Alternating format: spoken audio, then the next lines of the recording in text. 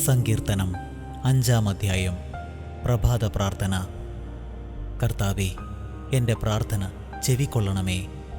എൻ്റെ നെടുവീർപ്പുകൾ ശ്രദ്ധിക്കണമേ. എൻ്റെ രാജാവേ, എൻ്റെ ദൈവമേ, എൻ്റെ നിലവിളിയുടെ സ്വരം ശ്രവിക്കണമേ. അങ്ങയോടാണല്ലോ ഞാൻ പ്രാർത്ഥിക്കുന്നത്. കർത്താവേ, പ്രഭാതത്തിൽ അങ്ങ് എൻ്റെ പ്രാർത്ഥന കേൾക്കുന്നു. പ്രഭാത ബലിയൊരുക്കി ഞാൻ അങ്ങേക്കായി കാത്തിരിക്കുന്നു.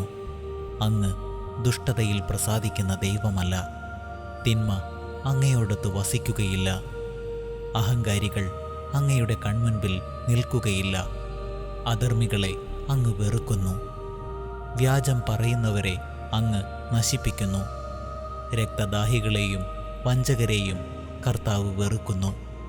എന്നാൽ അവിടുത്തെ കാരുണ്യാതിരേകത്താൽ ഞാൻ അങ്ങയുടെ ആലയത്തിൽ പ്രവേശിക്കും. ഭക്തിപൂർവം ഞാൻ അങ്ങയുടെ വിശുദ്ധ മന്ദിരത്തിന് നേരെ പ്രണമിക്കും. കർത്താവേ, എൻ്റെ ശത്രുക്കൾ നിമിത്തം എന്നെ അങ്ങയുടെ നീതിമാർഗത്തിലൂടെ നയിക്കണമേ. എൻ്റെ മുൻപിൽ അങ്ങയുടെ പാത സുഗമമാക്കണമേ.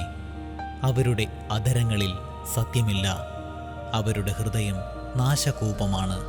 അവരുടെ തൊണ്ട തുറന്ന ശവക്കുഴിയാണ്. അവരുടെ നാവിൽ മുഖസ്തുതി മുറ്റി നിൽക്കുന്നു. ദൈവമേ, അവർക്ക് കുറ്റത്തിനൊത്ത ശിക്ഷ നൽകണമേ. തങ്ങളുടെ കൗശലങ്ങളിൽ തന്നെ അവർ പതിക്കട്ടെ. അവരുടെ അതിക്രമങ്ങളുടെ ആധിക്യത്താൽ അവരെ തള്ളിക്കളയണമേ. അവർ അങ്ങയെ ധിക്കരിച്ചിരിക്കുന്നു. അങ്ങയിൽ ശരണം പ്രാപിക്കുന്നവർ സന്തോഷിക്കട്ടെ. അവർ എന്നും ആനന്ദഭരിതരായി സംഗീതം ആലപിക്കട്ടെ.